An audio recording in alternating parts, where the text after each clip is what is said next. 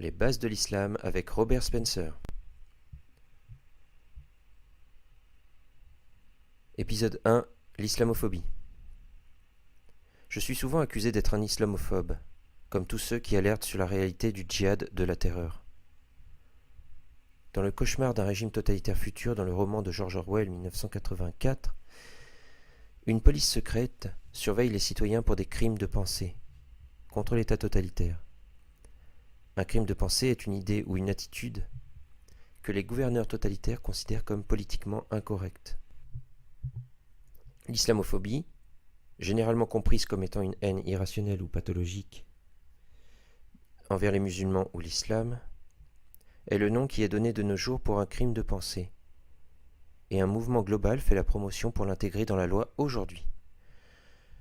Dans le terme islamophobie, le but du suffixe est de suggérer que toute peur ou phobie associée à l'islam, exemple les ordres de leurs prophètes ou de leurs imams actuels pour tuer les infidèles, ou encore les attaques du 11 septembre qui accomplissaient ces ordres, sont simplement irrationnelles. Et pire, l'islamophobie est une réponse à ces attaques, qui représenteraient de la haine, qui elle-même devrait être crainte. C'est ça l'idée.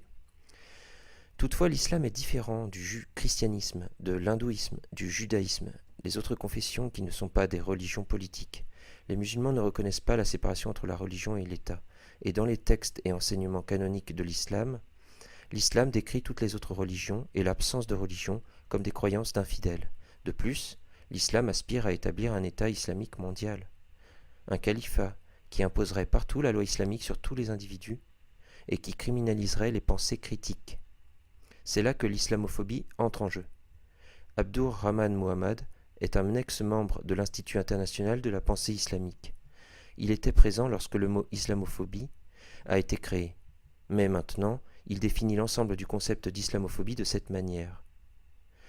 Ce terme répugnant n'est rien de plus qu'un cliché anti-pensée conçu dans les entrailles des groupes musulmans de réflexion dans le but de faire taire les critiques. En bref, dès l'origine de sa création, islamophobie est un terme conçu comme une arme pour stigmatiser et réduire au silence tous ceux qui s'opposent au djihad de la terreur. L'Organisation de la coopération islamique OCI, représentant 56 pays musulmans dans le monde, ainsi que l'autorité palestinienne, a commencé une croisade contre l'islamophobie en 2008. L'OCI a affirmé ses intentions de créer un instrument légal pour combattre les menaces envers l'islam, contre ce qu'ils appelaient les caricatures politisées et les sectaires. Il faisait évidemment référence aux caricatures danoises de Mohammed qui sont apparues en 2005, engendrant des émeutes internationales, des meurtres à travers le monde entier par des musulmans, le brûlage d'ambassades, les meurtres de non-musulmans, incluant une nonne catholique. Ekmeleddin Izanoglu, le secrétaire général de l'OCI à l'époque, a dit « Les musulmans sont pris pour cible par une campagne de diffamation, de dénigrement, de stéréotypes, d'intolérance et de discrimination. Notez qu'il parlait des caricatures de Mohammed, et non pas des gens qui furent tués en réponse à ces caricatures. » Izanoglu continua en disant « L'islamophobie ne peut pas être traitée juste avec les activités culturelles, mais par un engagement politique solide. Un engagement qui sera dirigé vers la réduction de la liberté de parole. » Abdoulaye Wade, le président du Sénégal à cette époque et président de l'OCI, l'a expliqué de cette manière. Il a dit « Je ne pense pas que la liberté d'expression devrait signifier la liberté de blasphémer. Il ne peut pas y avoir de liberté sans limite. » En juillet 2008, dans une réunion au Capitol Hill, la représentante de l'ambassade du Pakistan, Asma Fatima, a défendu l'indignation musulmane comme une nécessité. Et elle a appelé à la restriction des paroles qui insultent l'islam. Elle a dit « L'idéal de la liberté d'expression est précieux pour vous, mais ce n'est pas une valeur impartiale. Vous ne devez pas blesser les sentiments des gens et les amener au point où ils doivent réagir de façon étrange. » C'est le but ultime de l'accusation d'islamophobie.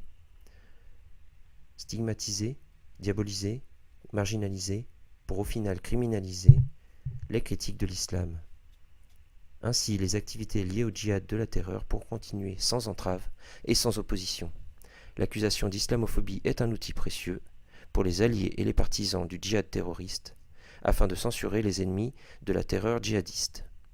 Pour plus d'informations, allez sur ce site web.